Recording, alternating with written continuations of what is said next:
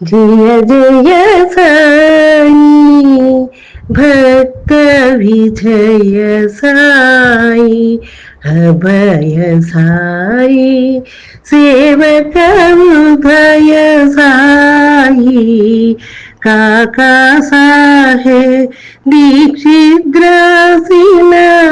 లేఖ ద్వారా సాయి లీలలను చదివిన హేమాన్పం బాబా పట్ల చాలా ముగ్ధుడయ్యాడు. వీలైనంత త్వరగా సాయిబాబా దర్శనం చేసుకోవాలనుకున్నాడు. సెలవు దొరకని కారణంగా సాయి దర్శనము వీలు కాలేదు. బాంద్రా కలెక్టర్ గుండెపోటు మరణము పొందారు. ఆస్థానములో బదిలీపై వెళ్ళవలసి వచ్చెను. సిరిడి వెళ్ళుటకు ఒక రైలు ఎక్కవలసింది. మరో రైలు ఎక్కారు. రైలులో పరిచయము అయిన వ్యక్తి ద్వారా విషయము తెలుసుకొని ఆగంతుకుడు చెప్పిన మరో మార్గములో సిరిడి చేరారు. విధిని రూపొందించుటలో సాయి హస్తం కనిపిస్తుంది. సిరిడి చేరి బాలమిత్రుడు బాలాసాహెబ్ బాటేను కలిసాడు. 30 నిమిషాలు గురువు అవసరము గురించి చర్చ సాగింది.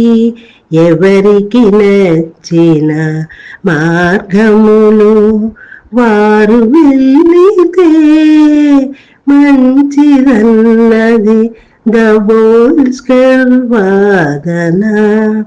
విధిని బట్టి జరుగుతున్నది బాటే వాదన. ఇరువురి వాదనలు పతాక స్థాయికి చేరుకున్నాయి.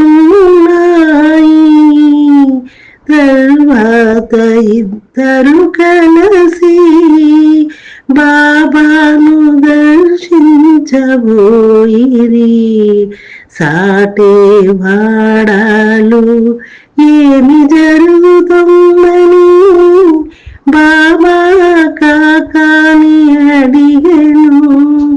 సాటేవాడ మసీదుకు దూరము కదా, మా వాదన ఎలా వినిపించెను.